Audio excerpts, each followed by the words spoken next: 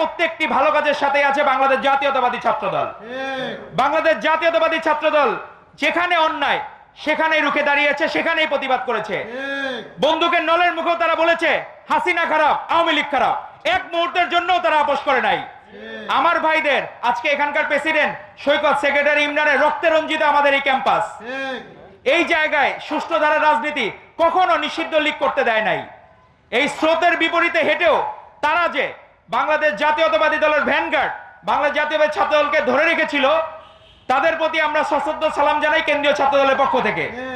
তাদের এই ভালোবাসা, তাদের এই ত্যাগ সারা জীবন ছাত্রদল মনে রাখবে ইনশাল্লাহ।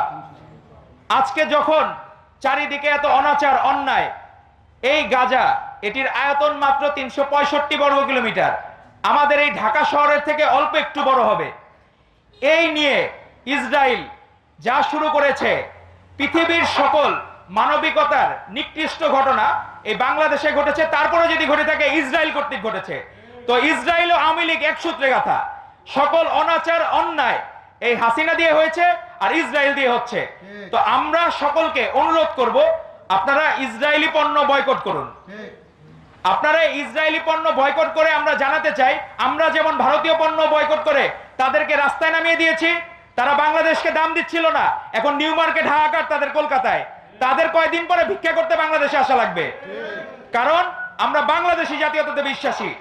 আমাদের নেতা শহীদ রাষ্ট্রপতি জিয়াউর রহমান বীরত্তম যে আদর্শের বীজ বপন করেছেন বাংলাদেশ জাতীয়তাবাদ, সেই আদর্শের বীজ আজকে সকল জায়গায় ছড়িয়ে পড়েছে। তারই ধারক ছিলেন আমাদের আপসহীন দেশনেত্রী বেগম খালেদা জিয়া। উনি বলেছেন 90 সালের দিকে আমাদের হাতে স্বাধীনতার পতাকা, ওদের হাতে গোলামির জিনজির। কোনদিন কারো গোলামি বাংলাদেশ জাতীয়তাবাদী দল করেনি, আমাদের আপসহীন দেশনেত্রী বেগম খালেদা জিয়া করেননি, এবং আমাদের নেতা তারেক রহমান করেননি। এক মুহূর্তের জন্য তারা আপোষ করেননি।